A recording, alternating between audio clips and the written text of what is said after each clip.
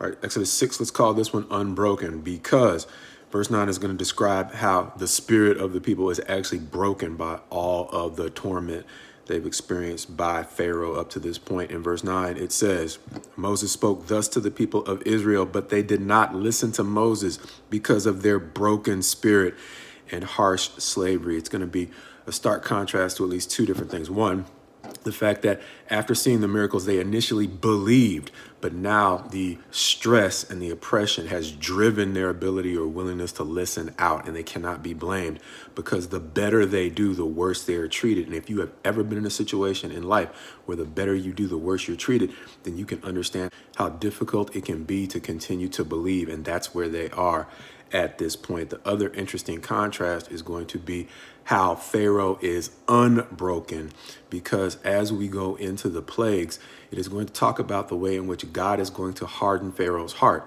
But before that, Pharaoh's going to harden his own heart in the presence of miracles that are going to seem probably even more substantial than what persuaded Israel to believe. And so the contrast we're going to see in these chapters 5 roughly through the end of the plagues is the contrast between people who are eager to believe and those who are reluctant to believe, understanding that Pharaoh has a vested interest in unbelief because he's the king, he's the boss. He knows what it's like to have the authority essentially unchallenged. And so in deciding to believe God, he loses the ability to run life the way he sees it.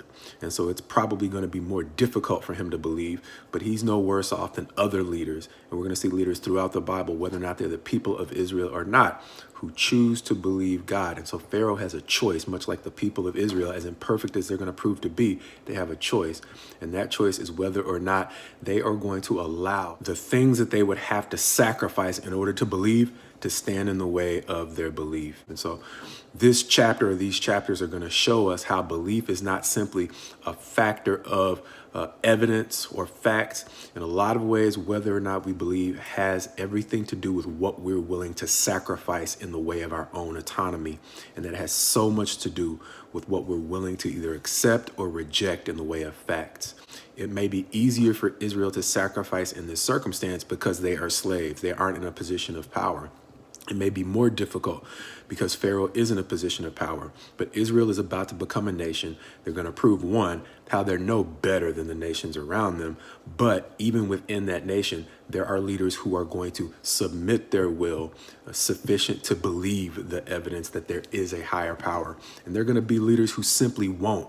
And this story of the Bible describes Israel as a light to the Gentiles. And in many ways, they are an example of the successes and failures of every people, understanding that the revelation finishes with God assembling people from every tribe, nation, language, etc.